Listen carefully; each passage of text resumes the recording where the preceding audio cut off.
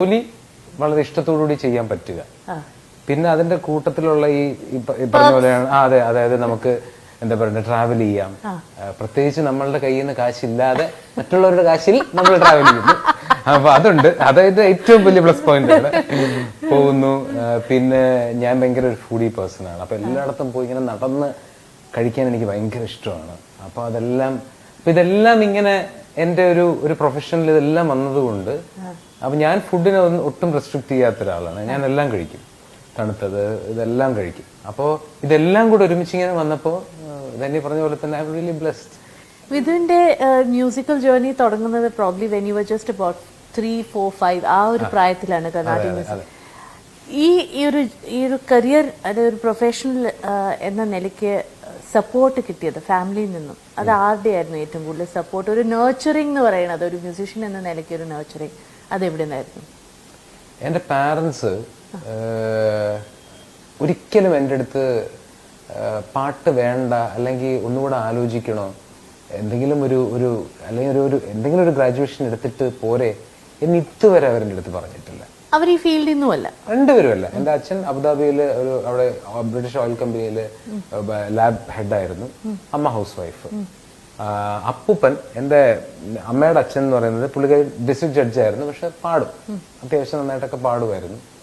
ഈ ഒരു സംഗീത പാരമ്പര്യം മാത്രമേ നമ്മുടെ ഫാമിലിയിലുള്ളൂ. ഇപ്പോഴും എൻ്റെ ഫാമിലിയിൽ നിന്ന് ഞാൻ മാത്രമേ ഉള്ളൂ സിനിമയിൽ, വേറെ ഒരൊറ്റ ഒരാളില്ല, എൻ്റെ ഫാമിലി ആരുമില്ല.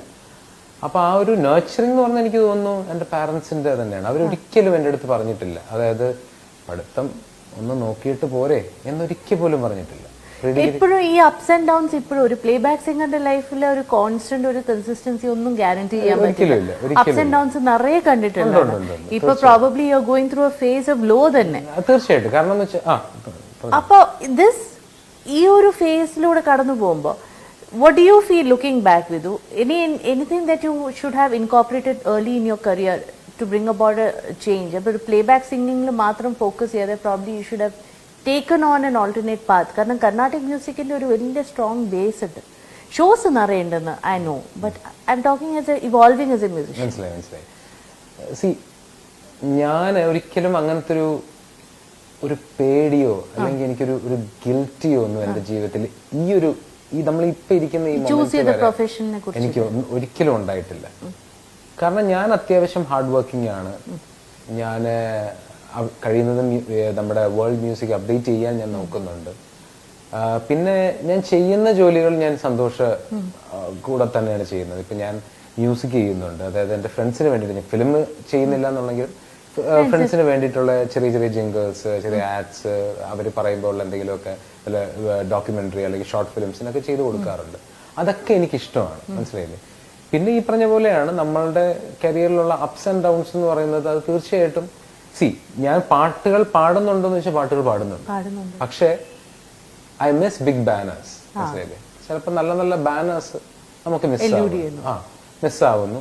പക്ഷെ അതിലൊന്നും ഇതുവരെ എനിക്കൊരു പോയിന്റിൽ തോന്നിയിട്ടില്ല, അയ്യോ എന്റെ ജീവിതം ഇനി അങ്ങോട്ടൊരു ക്വസ്റ്റ്യൻ മാർക്ക് ആയിരിക്കും, എനിക്കിനി ഞാൻ മുമ്പോട്ട് എങ്ങനെ പോകുന്നു, ഇതുവരെ എനിക്കങ്ങനെ തോന്നിയിട്ടില്ല. കാരണം എന്ന് വെച്ചാൽ ഐ എം പ്രിറ്റി കോൺഫിഡന്റ്. കാരണം എനിക്ക് ചെയ്യാൻ പറ്റുന്നത് ഞാൻ ചെയ്യുന്നുണ്ട്, ഞാൻ ഇനിയും ചെയ്യും. You are a fantastic singer. കാരണം this is not to do with your singing capabilities. ഇതിന്റെ സിംഗിങ് കേപ്പബിലിറ്റീസോ കഴിവല്ല, നമ്മുടെ ചേഞ്ചിങ് സർക്കംസ്റ്റൻസസ് ആണ്. സിനിമകളിൽ തന്നെ പാട്ടുകൾ കുറവാകുന്നു, പാട്ടുകൾ തന്നെ ഒരു BGM എന്ന നിലയ്ക്കായിരിക്കും യൂസ് ചെയ്തത്. ഇതൊരു പ്ലേ ബാക്ക് ഇൻഡസ്ട്രിയുടെ ഭാഗമാണ്. So as a musician, because you have chosen this to be your life, how do you want to evolve? അതിലെന്താണെന്നറിയുമോ തന്നെയാ, ശരിക്കും പറഞ്ഞാൽ ഒരു രീതിയിൽ നോക്കുമ്പോ ജോത്സ്ന, ഞാന്, സായ, അഫ്സലിക്ക, ഫ്രാങ്കോ, നമ്മളൊക്കെ സിത്താര എനിക്കൊന്ന് കുറച്ചുകൂടെ ജൂനിയർ ആണ്, അവളെ കുറച്ചുകൂടെ കഴിഞ്ഞിട്ടാണ് വന്നത്. നമ്മളൊക്കെ വന്ന സമയത്ത് ഉള്ള നമുക്ക് കിട്ടിയ ഒരു റെക്കഗ്നിഷൻ, അല്ലെങ്കിൽ നമ്മൾ ആദ്യം പറഞ്ഞ പോലെ ഒരു സ്നേഹമുണ്ടല്ലോ, അതിപ്പോഴും ആൾക്കാർ നമുക്ക് തരുന്നുണ്ട് എന്നുള്ളതാണ്. ഇപ്പോഴും ആ സമയത്ത് പാടിയ പാട്ടുകൾ ഇപ്പോഴും നമ്മൾ അതായത് നമ്മൾ ആ സമയത്ത് പാടിയ ചില ശ്രദ്ധിക്കപ്പെടാതെ പോയ പാട്ടുകൾ പോലും ഇപ്പോഴും ആൾക്കാർ മനസ്സിൽ സൂക്ഷിച്ചു വെക്കുന്നു. എൻ്റെ അടുത്ത് ബാക്ക് സ്റ്റേജിൽ വന്നൊരു കുട്ടി പറയുന്നു, ഞാൻ പാട്ട് ഫിലിം സോങ്സ് ഞാൻ കേട്ട് ഉള്ളപ്പോൾ തൊട്ട് എനിക്ക് വിജയേട്ടൻ്റെ വോയിസ് ഇഷ്ടമാണ്, അത്രയും ഞാൻ എപ്പോഴും കേൾക്കാൻ ആഗ്രഹിക്കുന്ന ഒരു വോയിസ് ആണെന്ന് പറഞ്ഞു. അപ്പൊ അതൊക്കെ കേൾക്കുമ്പോൾ നമുക്ക് കൂടുതൽ എന്താ പറയണ്ട, ഒരു എനർജിയാണ്. ഓക്കെ, നമ്മള് we are on the right track എന്നുള്ള രീതിയിൽ പോവും. പിന്നെ ഇപ്പോഴത്തെ രീതിയിൽ ഇപ്പൊ പറഞ്ഞു വെച്ചെന്ന് പറഞ്ഞാല് ഒന്നാമത്തെ കാര്യം പാട്ടിന്റെ എണ്ണം ഭയങ്കരമായിട്ട് കുറയുന്നു. പിന്നെ ഇതിനു മുമ്പ് എനിക്ക് തോന്നുന്നു അത് സാധാരണ ഓഡിയൻസിനും അല്ല സാധാരണ ഒരു മലയാളികൾക്കും മനസ്സിലാവുന്ന ഒരു കാര്യമാണ്. ഇപ്പൊ ഒരു പാട്ട് പാടിയാൽ തന്നെ അയാളെ നമുക്ക് അറിയുന്നില്ല, ഇത് ഏത് പാട്ട്, ഈ പാട്ട്. അതെ, അത് ചെയ്യാൻ പറ്റുന്നില്ല എന്നുള്ളത്. അത് എൻ്റെ അടുത്ത് പല പാട്ട് സാധാരണ ഈ ഫീൽഡിലൊന്നും ഇല്ലാത്ത തന്നെ സാധാരണ മലയാളി ആൾക്കാരുടെ ഇപ്പൊ കുറെ പേര് പാടുന്നുണ്ടല്ലേ, പക്ഷെ ആരൊക്കെയാ പാടുന്നത്, ഏതൊക്കെ പാട്ടാന്നുള്ളത് മനസ്സിലാവുന്നില്ല അല്ലേ എന്നിങ്ങനെ എൻ്റെ അടുത്ത് ചോദിക്കും. അപ്പൊ നമ്മൾ ഈ ഫീൽഡിൽ വർക്ക് ചെയ്യുന്നത് നമുക്ക് കൂടുതൽ നമുക്ക് നമ്മളുടെ ഫീൽഡിലെല്ലാം തള്ളി പറയാൻ പറ്റില്ല. ഞാൻ പറയാം ഒത്തിരി പാട്ടുകളുണ്ട്, എല്ലാവർക്കും അവരുടേതായിട്ടുള്ള സ്പേസ് ഉണ്ട് എന്ന് വിശ്വസിക്കാൻ നമുക്കെന്നൊക്കെ ഉള്ളത് ഞാൻ അവരുടെ അടുത്ത് പറയാറുണ്ട്. പക്ഷെ അതൊരു എനിക്ക് എപ്പോഴും തോന്നാറുണ്ട് അത് വലിയൊരു കാര്യം തന്നെയാണ്. കാരണം ഒത്തിരി പാട്ട് വരുന്നു, ഒരുപാട് പാട്ടുകാർ പാടുന്നു, പക്ഷെ അതുകൊണ്ട് ആർക്കും അങ്ങോട്ടൊരു ഐഡന്റിറ്റി കിട്ടുന്നില്ല. അത് വെച്ച് നോക്കുമ്പോഴാണ് ഞാൻ പറഞ്ഞത് നമ്മളൊക്കെ പിന്നെ കാരണം വെച്ചാൽ ആ ഒരു ദാസാറ്, ജയചന്ദ്രൻ മാഷ്, ശ്രീകുമാരേട്ടനൊക്കെ നിങ്ങളുടെ ഒരു ഫേസ് കഴിഞ്ഞിട്ട് അതെ മുഖങ്ങൾ എന്ന് പറഞ്ഞ ആദ്യം വന്ന ലോട്ടിൽ നമ്മളൊക്കെ ഉണ്ടായിരുന്നു. അപ്പൊ അതുകൊണ്ടെന്ന് വെച്ചാൽ ആൾക്കാരെല്ലാവരും ദാസാറിന്റെയും ശ്രീകുമാരേട്ടന്റെയും ഇവരുടെയൊക്കെ സൗണ്ടുകൾ കേട്ട മാത്ര സമയത്താണ് നമ്മൾ കുറച്ച് പുതിയ മുഖങ്ങൾ വന്നത്. അതുകൊണ്ടെന്താന്ന് വെച്ചാൽ ആൾക്കാര് ഇങ്ങനെ പെട്ടെന്ന് ഇങ്ങനെ എവിടെ പോകുമ്പോഴും അവർക്കറിയാം. വിധുവിന്റെ റെപ്പർട്ടോർ ഓഫ് സോങ്സിൽ കുറേ ഉണ്ട് സോങ്സ്.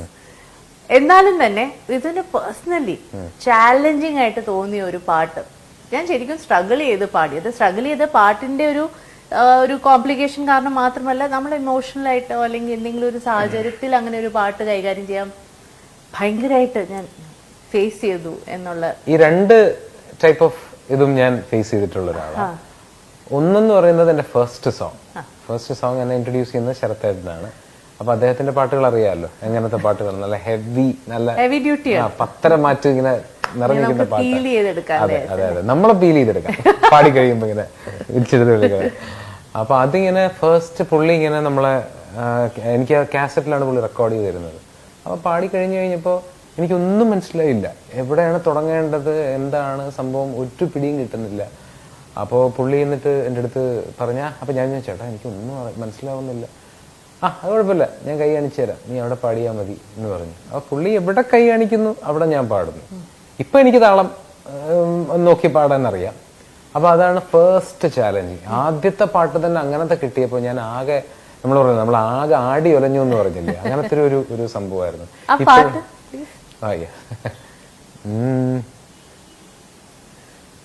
പൊൻവസന്തമാഗമം എൻ കിനാവിൻ വല്ലിയിൽ, പൊൻപരാഗ സംഗമം എൻ ഹൃദന്തവാടിയിൽ, നെഞ്ചിൻ തകതിനി താളം, കണ്ണിലായിരം വർണ്ണം എന്റെ ഉള്ളിലെ രാഗം, കേട്ടുണർന്നവളാരോ പെൺമാനോ കനകമാനോ, ചൊല്ലു ഇന്നു പൊൻവസന്തമാഗമം എൻ കിനാവിൻ വല്ലിയിൽ, പൊൻപരാഗ സംഗമം എൻ ഹൃദന്തവാടിയിൽ. മനസ്സിലായി സോങ് എന്ന് പറയുന്നത് ഇത് ശരത്തേട്ടൻ തന്നെ എഴുതിയത്, പാട്ടും എഴുതിയിരിക്കുന്നത്.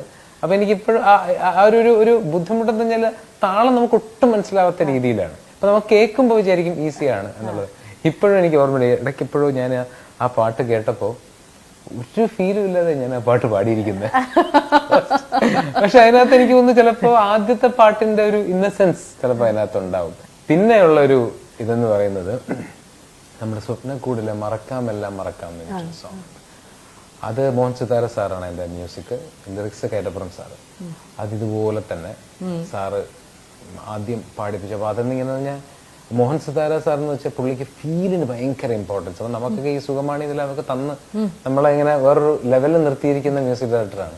അപ്പൊ പുള്ളി എന്ന് പറഞ്ഞാൽ അന്നും സുഖമാണി നിലവ് എടുത്തപ്പോഴൊക്കെ ഫീലിനാണ് പുള്ളി കൂടുതൽ ഇമ്പോർട്ടൻസ് കൊടുത്തത്. പിച്ചിങ്ങും ഇതിന് എല്ലാത്തിലും പുറമെ ഫീല് ഭയങ്കരമായിട്ട് വേണം. പുള്ളി മറക്കാമിങ്ങനെ പഠിപ്പിക്കുന്നു, ഞാൻ പാടുന്നു, പുള്ളി നമുക്ക് എടുക്കാമെന്ന് പറയുന്നു, ഞാൻ ആദ്യം പോയി പാടുന്നു, പുള്ളി ഫുള്ള് കേട്ട് കഴിഞ്ഞ് പുള്ളി ഹാപ്പി ആവുന്നു. ഞാൻ തൃശ്ശൂരിൽ നിന്ന് ട്രിവാൻഡ്രം എത്തുന്നു, 2 ദിവസം കഴിഞ്ഞ് പുള്ളി വീണ്ടും എന്നെ വിളിക്കുന്നു, അത് ശരിയായിട്ടില്ല പാടിയെന്ന് പറയുന്നു. ഞാൻ വീണ്ടും തിരിച്ചു വരുന്നു.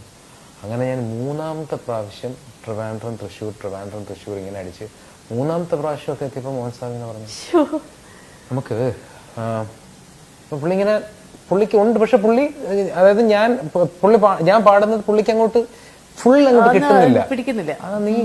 നീ കരഞ്ഞോളൂ എന്നാലും കുഴപ്പമില്ല, എനിക്കതാ വേണ്ടത്. അപ്പൊ ഒരു ഡീപ്പ് ഒരു പാത്തോ സോങ് ആണ്. നീ കരഞ്ഞോളൂ, നമുക്ക് അതാ വേണ്ടത്. എന്നിട്ട് എനിക്ക് ഇപ്പോഴും ഓർമ്മയുണ്ട്, പാട്ട് 3ാമത്തെ പ്രാവശ്യമൊക്കെ എടുത്തു തുടങ്ങിയപ്പോ സാറ് പറഞ്ഞു, ഒരു കാര്യം ചെയ്യേ, നിനക്കിത് ഡിസ്റ്റർബൻസ് ആയിട്ട് തോന്നുന്നുണ്ടാ, ഞാൻ ഇവിടുത്തെ ലൈറ്റ് എല്ലാം ഓഫ് ചെയ്യട്ടെ എന്ന് പറഞ്ഞു. എന്നിട്ട് സാറ് മുഴുവൻ ഇരുട്ടത്തായിരുന്നത്, എന്നെ മാത്രം എനിക്ക് അവിടെ ഒരു സ്പോട്ട് ലൈറ്റ് മാത്രം, കാരണം ആ മൂഡ് വരുത്താൻ വേണ്ടിയിട്ട് ഒരു രീതിയിലുള്ള ഡിസ്ട്രാക്ഷനും വേണ്ട എന്നുള്ള രീതിയിൽ ഒരു സ്പോട്ട് ലൈറ്റ് മാത്രം എനിക്ക് ഇട്ട് തന്നിട്ട് സാറും ആ കൺസോൾ ആ റെക്കോർഡിസ്റ്റ് എല്ലാവരും ഇരുട്ടത്തിരുന്ന് അങ്ങനെയാണ് ആ പാട്ട് എടുത്തത്. ശരിക്കും did you have to go to a dark spot in your heart? ഒരു പോയിന്റിൽ പോയി ഒരു ഇമോഷൻ എടുക്കാൻ ഇത് പാടാൻ സമയത്ത് എന്റെ അടുത്ത് ചോദിച്ചിട്ടുണ്ട്, നിനക്ക് ഈ പ്രേമം, നിന്റെ പ്രേമമൊക്കെ എല്ലാം പൂവിട്ടിട്ടുണ്ടോ, നിനക്ക് നശിച്ച പ്രേമൊന്നും ഇല്ലേ, നഷ്ടപ്പെട്ട പ്രേമൊന്നും ഇല്ല, അതൊക്കെ ആലോചിക്കൂ. എന്നോട് ദേവരാജൻ മാസ്റ്റർ ഇതുപോലെ പറഞ്ഞിട്ടുണ്ട്. ദേവരാജൻ മാസ്റ്റർ കോളേജ് പഠിച്ചുകൊണ്ടിരുന്നപ്പോ പറഞ്ഞു, നീ ആരെങ്കിലും പ്രേമിച്ചിട്ടുണ്ടോ എന്ന് ചോദിച്ചു. ഞാൻ പറഞ്ഞു, അപ്പൊ എനിക്കറിഞ്ഞൂടെ എന്ത് പറയണമെന്നുള്ളത്, എന്നെ ആക്കാനാണോ? ഞാൻ പറഞ്ഞു, അല്ല, എന്നാലും പ്രേമിക്കുന്നവർക്ക് മാത്രമേ നന്നായിട്ട് പാടാൻ പറ്റുള്ളൂ എന്നുള്ളത് പുള്ളി അന്ധകാലത്ത് എൻ്റെ അടുത്ത് പറഞ്ഞിട്ടുണ്ട്. അത് പിന്നെ പല മ്യൂസിക് ഡയറക്ടേഴ്സും എൻ്റെ അടുത്ത് പറഞ്ഞിട്ടുണ്ട്. അപ്പൊ ദേവരാജൻ മാഷ് പറഞ്ഞ കാര്യം അനുസരിച്ചോ? പിന്നെ ഒത്തിരി നമ്മൾ ഒന്നും നിർത്തിയില്ല, നമ്മളതിനെ പ്രേമിച്ചുകൊണ്ടേയിരുന്നു. അപ്പൊ പ്രേമിക്കാത്താരുണ്ട്, അതൊക്കെ ജീവിതത്തിൽ എല്ലാവർക്കും ഉള്ളതല്ലേ. അപ്പോ അങ്ങനത്തെ കുറച്ച് സംഭവങ്ങള് നമ്മളുടെ ലൈഫിൽ നടക്കുമ്പോ അത് നമ്മൾ റിലേറ്റ് ചെയ്ത് പാടാൻ അത് പഠിക്കണം. ആ പാട്ടൊന്ന് കേക്കട്ടെ, ഇത്രയും കഷ്ടപ്പെട്ട് പാടിയ പാട്ട് നമ്മളൊന്ന് കേക്കട്ടെ. സാർ ഇപ്പോഴും ആ ഫീൽ ശരിയായിട്ട് വന്നില്ലെങ്കിൽ സാറിന്റെ അടുത്ത് പൊറുക്കണം.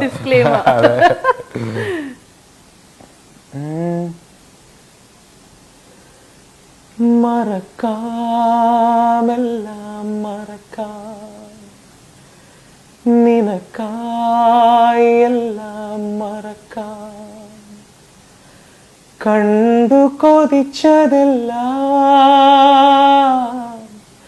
നെഞ്ചിൽ നിറച്ചതെല്ലാം, കഴിഞ്ഞ കഥയിലെ ഓർമ്മകളായി ഇനി മറന്നുകൊള്ളാം, ഞാൻ മറന്നുകൊള്ളാം.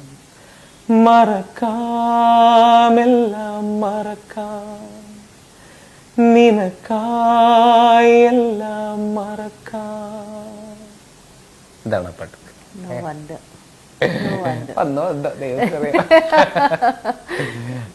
വിധുവിന്റെ കലാകാരൻ എന്ന നിലയ്ക്ക് ഒരു കംപ്ലീറ്റ് കലാകാരനാണ്, ഒരു സ്റ്റേജ് പെർഫോമറാണ്, ഒരു ആക്ടറാണ്, ഒരു മ്യൂസീഷ്യനാണ്, ഒരു കമ്പോസറാണ്, ഒരു ഫാന്റാസ്റ്റിക് ഡാൻസറാണ്.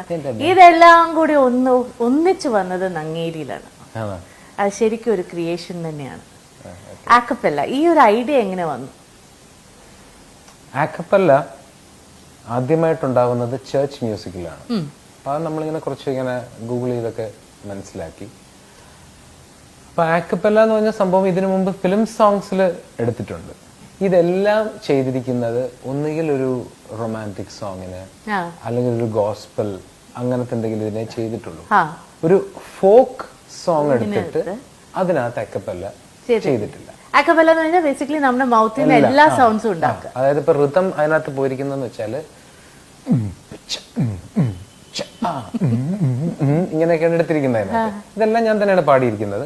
അഡീഷണൽ ഋതം മാത്രം ഒരു സുനിൽ എന്ന് പറഞ്ഞിട്ട്, അതും പുള്ളി തൊണ്ട വെച്ച് തന്നെ, നമ്മളൊന്നും ഒരു ഇൻസ്ട്രുമെന്റ് യൂസ് ചെയ്തിട്ടില്ല. പക്ഷെ ആ പാട്ട് കേട്ടാൽ നമുക്ക് തോന്നില്ല എന്നുള്ളതാണ്. എവിടെയെങ്കിലും ഒരു ഇൻസ്ട്രുമെന്റ് കാണും തോന്നുന്നു, അങ്ങനെ അത്രയ്ക്കും റിദ്മിക്കാണ്. അത് നമ്മളിങ്ങനെ നമ്മളെ ആണയടിച്ച് പറയുന്നു, ഒരു ഇൻസ്ട്രുമെന്റ്. അത് full credit goes to Manu Ramesh, അവനാണ് എല്ലാം അറേഞ്ച് ചെയ്തത്. അത് ശരിക്കും നമുക്കൊരു എന്താ പറയണ്ട, ഒരു ഭയങ്കര ഒരു നമ്മുടെ കൊച്ചു നങ്ങേലി കിട്ടിയ വലിയൊരു അച്ചീവ്മെന്റ് തന്നെയായിരുന്നു. അത് വിധുവിനും ഒരു വലിയ അച്ചീവ്മെന്റ് ആണ്. കാരണം ഒരു മ്യൂസിഷ്യൻ എന്ന നിലയ്ക്ക് നമ്മളൊന്ന് പുഷ് ചെയ്തതാണ് അല്ലെ. നമ്മൾ സാധാരണ കംഫർട്ട് സോണിൽ മാറിയിട്ട് വളരെ ഡിഫറെന്റ് ആയിട്ടുള്ള ഒന്ന് ട്രൈ ചെയ്തതാണ്. അതിനുശേഷമാണ് സത്യം പറഞ്ഞാൽ എനിക്കും നമ്മുടെ ഇൻഡിപെൻഡന്റ് മ്യൂസിക്കിനെ കുറിച്ച് എന്തുകൊണ്ട് സ്ട്രോങ് ആയിട്ട് ചിന്തിച്ചുകൂടാ. അതിനുശേഷവും ഞാൻ ആ നങ്ങേലി കഴിഞ്ഞതിന് ശേഷവും എൻ്റെ ജൂനിയേഴ്സ് ആയിട്ടുള്ള പിള്ളേര് അതിനെക്കുറിച്ച് സംസാരിക്കുമ്പോഴേ ഞാൻ പറയും, ഇൻഡിപെൻഡന്റ് മ്യൂസിക്കിനെ കുറിച്ച് നമ്മൾ ചിന്തിക്കണം. ആ അപ്പൊ അത് ചിന്തിക്കുമ്പോഴാണ് ശരിക്കും പറഞ്ഞാൽ അവിടെയാണ് നമ്മളുടെ കംപ്ലീറ്റ് ക്രിയേഷൻ വരുന്നത്. നങ്ങിലി 2-നുള്ള സമയമായിട്ടോ Nangeli 2 Come on, get going now. ആ നങ്ങിലി 1 ഒന്ന് കേട്ടോട്ടോ ഒന്ന്. തീർച്ചയായും ഇതിനെന്താ ഒരിടത്തോരയൽ വക്കത്തെ കന്നി പെൺകൊടി നങ്ങേലി തിരുവാണിക്കാവിൽ പൂരം കാണാൻ പോയതു നന്നായി. ഒരിടത്തോരയൽ വക്കത്തെ കന്നി പെൺകൊടി നങ്ങേലി തിരുവാണിക്കാവിൽ പൂരം കാണാൻ പോയതു നന്നായി. കണ്ണോളം മൈയിട്ട് കാതോളം ഞാത്തിട്ട് കൈയോളം വളയിട്ട് കാലോളം തളയിട്ട് ഒരിടത്തോരയൽ വക്കത്തെ കന്നി പെൺകൊടി നങ്ങേലി തിരുവാണിക്കാവിൽ പൂരം കാണാൻ പോയതു നന്നായി. വിധുവിന് ഏറ്റവും ഓർമ്മയിലേക്ക് പെട്ടെന്ന് വരുന്ന ഒരു മ്യൂസീഷ്യൻ എന്ന നിലയ്ക്ക് വളരെയധികം സന്തോഷം ആനന്ദം നൽകിയ ഒരു നിമിഷം, ഒരു സ്റ്റേജിലാവാം അല്ലാതാവാം, ഏതെങ്കിലും ഒരു നിമിഷം ഓടി എത്തുന്നുണ്ടോ? ഒത്തിരിയുണ്ട്. അതായത് നമുക്ക് നമ്മളെ മനസ്സ് സന്തോഷിപ്പിക്കുന്ന രീതിയിലുള്ള ചില കാര്യങ്ങള്. ഇതിനിടെ ഈ ഇടയിലൊരു സംഭവിച്ചതെന്ന് വെച്ചാൽ FB വഴിയാണ് അത് ഞാൻ അറിഞ്ഞത്. ഒരാൾക്ക് ഒരു ആക്സിഡന്റ് ഉണ്ടായി. ഈ ആക്സിഡന്റിന് ശേഷം അയാൾ അയാളുടെ പാസ്റ്റ് മുഴുവൻ അയാൾ മറന്നു. അയാൾക്കൊന്നും ഓർമ്മയില്ല. അയാളുടെ വീട്ടുകാരെ വരെ അയാൾക്ക് ഓർമ്മയില്ല. പക്ഷെ അവർക്ക് തിരിച്ചു കിട്ടി, മോനെ തിരിച്ചു കിട്ടി. ബെഡ് റിഡൻ ആണ് പുള്ളി. പക്ഷെ പണ്ടത്തെ പാസ്റ്റ് വീട്ടുകാരെ പോലും പുള്ളിക്ക് ഓർമ്മയില്ല. പുള്ളി ആകെ റിലേറ്റ് ചെയ്യുന്നത് എൻ്റെ പാട്ടുകൾ മാത്രമായിരുന്നു. വിധു പ്രതാപ് എന്നുള്ളൊരു സിംഗറുണ്ട്. പുള്ളിയുടെ പാട്ടുകൾ, വിധു പ്രതാപിന്റെ പാട്ടുകൾ പുള്ളിക്ക് അറിയാം. ബാക്കിയല്ലാതെ പുള്ളിക്ക് ഒന്നും അറിയില്ല. പുള്ളിക്കൊരു ഒരു ലൈഫായിരുന്നു ഈ ആക്സിഡന്റിന് ശേഷം. അതെന്നെ ഭയങ്കരമായിട്ട് എന്നെ എന്താ പറയുക ഷെയ്ക്ക് ചെയ്തൊരു സംഭവമാണ്. അപ്പൊ അങ്ങനത്തെ സംഭവങ്ങൾ വന്നിട്ടുണ്ട്. അങ്ങനത്തെ നമ്മളിങ്ങനെ ചില കാര്യങ്ങളൊക്കെ ഇങ്ങനെ ട്രഷർ ചെയ്യാറുണ്ട്. അതുപോലെ പേഴ്സണൽ ലൈഫിലോ? ഒന്ന് ദീപ്തിയാണെന്നറിയാം, അല്ല കല്യാണം കഴിച്ച്.